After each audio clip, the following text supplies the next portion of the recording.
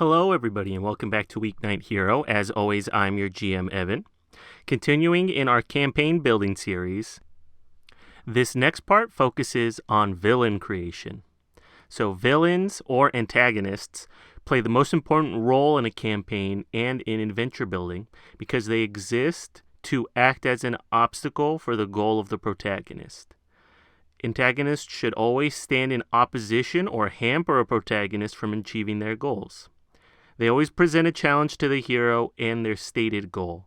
So the purpose of every storytelling experience is you go from point A to point B. There's usually something that's gained from it. And the antagonist serves as the key and main obstacle. And I feel that they often demonstrate how you evolve and improve in a campaign by nature of who they are. This is very easy to show in tabletop gaming because in the tabletop gaming loop, we typically go like this. Heroes are presented with a goal.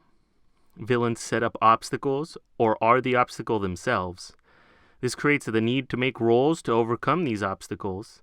And then by succeeding, players are rewarded in accomplishing a goal. Players are then encouraged to have their characters participate in more challenges. So when you look at the typical game loop, villains play the most critical part. They exemplify why the adventure is happening in the first place, and from them, all obstacles should sprout. Without villains, everyone would just be hanging out. This is why we set up a plot and villain near sequentially. Once you've established the needs of the campaign, like we discussed in the previous video, we establish the kind of villain that would facilitate these needs. If the adventure needs to be combat-focused, you should make a combat-oriented villain. And the challenges should flow into direct combat and have minions as other combatants, and the roles should pertain to aggressive tactics or quick action. If the adventure needs to focus on team dynamics, they should have a team of villains, and it should focus on team-oriented challenges. From a narrative perspective, it's best to break down a villain into specific archetypes. So the first one, and the one that we most often run into, is what the character excels at. So the reason why we have a character like this is because it's great to establish a hero and a player in what they're about.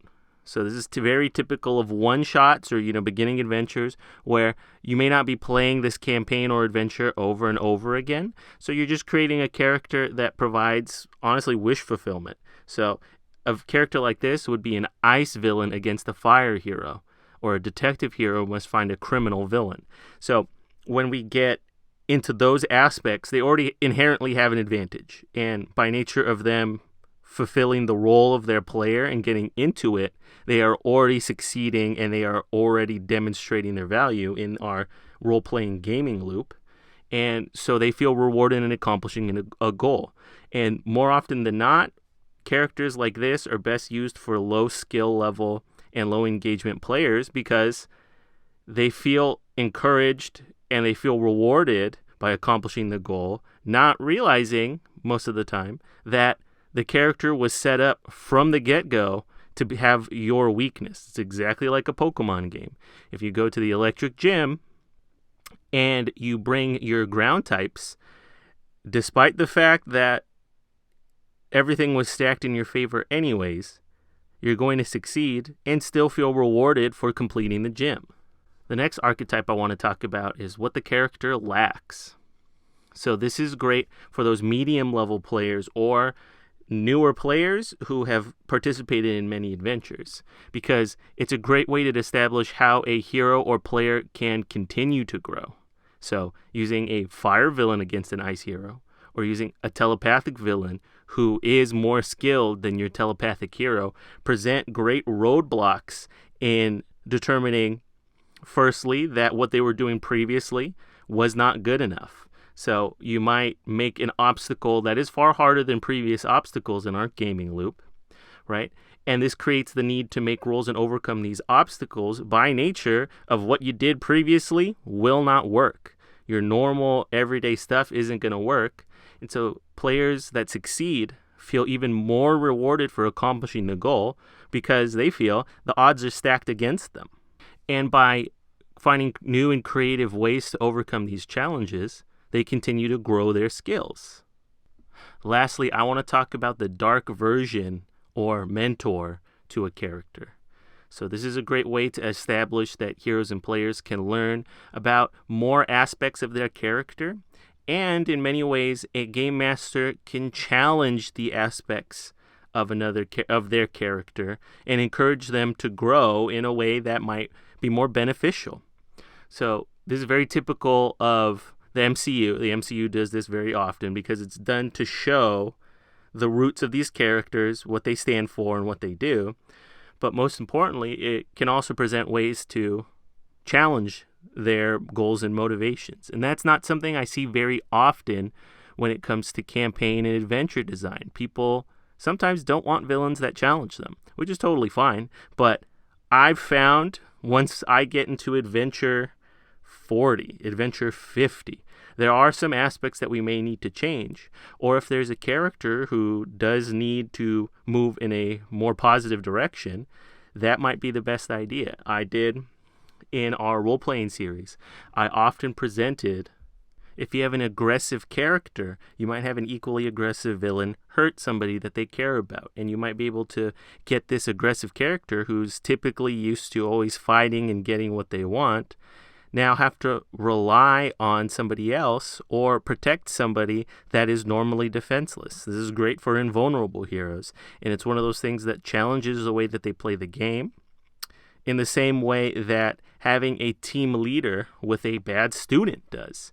If your entire purpose of your character is to train the next generation of heroes, and one of them is, in all honesty, probably turning into a villain, it's a challenge of their goals and the way that they handle challenges, and it encourages characters to think about how they might have to evolve or adapt with new challenges. So how does this all wrap together? So I love putting in examples and I love learning by doing. My character is a student at a high school for heroes and can turn intangible. This is my first tabletop game, and I'm not confident in my skills as a player because I've never played tabletop games before. If you were the GM, what sort of villain might you introduce to me in order to get me to continue playing? If I have a passion for it, but I'm just inexperienced with it, and you think I make a good contribution to the team, you might come up with a villain that is super strong. And the reason why you do this is because the other people on the team might have difficulties handling a super strong character for whatever reason. But my character inherently has an advantage over a super strong character because I can turn intangible. So no matter how strong they are, my character will always have an advantage over them and be able to, now that I have this advantage, come up with a way to solve the problem that is this super strong villain. And when their effects can do nothing against my character, I'm able to show off my character's skills, which puts me in the mind frame of evolving my character and gives me more experience with adventures and role-playing, which might encourage me to play more. So a lot of the times, what you're trying to do is establish the goal that these players want to achieve with their character, and then you're providing villains to teach them and help them grow. This also helps to further nail down key aspects of the plot because it helps to set up challenges. Now that you have a head and main bad guy from which all obstacles kind of flow from because he's the center of the plot, you can use that character's history and mindset to create obstacles that'll challenge the player. But that's best decided in the next video. So thank you so much for listening. Continue to like, comment, and subscribe. Spread the word if you already haven't. Tell more people about it. And I'll see you guys next time.